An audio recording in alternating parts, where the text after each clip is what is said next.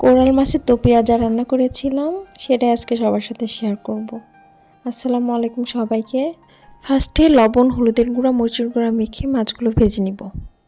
জাপানে এখন অটাম, অসম্ভব সুন্দর একটা সিজন। চারিদিকে রঙিন পাতা, বাইরে বের হলেই সব কিছু রঙিন রঙিন লাগে। আমরা সহজ কথায় যেটাকে বলি লাল পাতা, সেটা জাপানিজে বলা হয় মমিজি। সবুজ থেকে পাতাগুলো রেড কালার হয়ে যায়। আল্লাহর সৃষ্টি কতই না সুন্দর। যাই হোক, মাছ ভাজা হয়ে গেলে সেই তেলের মধ্যে আমি পেঁয়াজ দিয়ে দিয়েছি। পেঁয়াজ নরম হয়ে আসলে রসুন বাটা, সেই সাথে রান্নার রেগুলার মশলাগুলো অ্যাড করে দিয়েছি। এরপর আমি তরকারি কষানোর জন্য পানি অ্যাড করব। মশলা কষানোর সময় যে পানিটা অ্যাড করি, এটা সবসময় আমি একটু বেশি দেই, তাছাড়া মশলার কাঁচা গন্ধটা মনে হয় তরকারিতে থেকে যায়। এখানে আমি তরকারির মধ্যে একটা টমেটো অ্যাড করেছি। এটা তরকারিতে এমনি গলে যাবে, তারপরেও আপনারা চাইলে এটা ব্লেন্ড করে দিতে পারেন। এই তো তরকারি কষানো হয়ে গেছে, আমি এবার ঝোলের জন্য পানি অ্যাড করব। কোরাল মাছ যেহেতু খুবই নরম, এই জন্য কুক হতে একদমই সময় লাগে না, 5 থেকে 7 মিনিটের মধ্যে হয়ে যাবে। এই জন্য আমি ঝোলের পানিটা একদমই কম দিয়েছি, 1 কাপের মতো। মাঝে একবার আমি মাছগুলো উল্টিয়ে দিয়েছিলাম।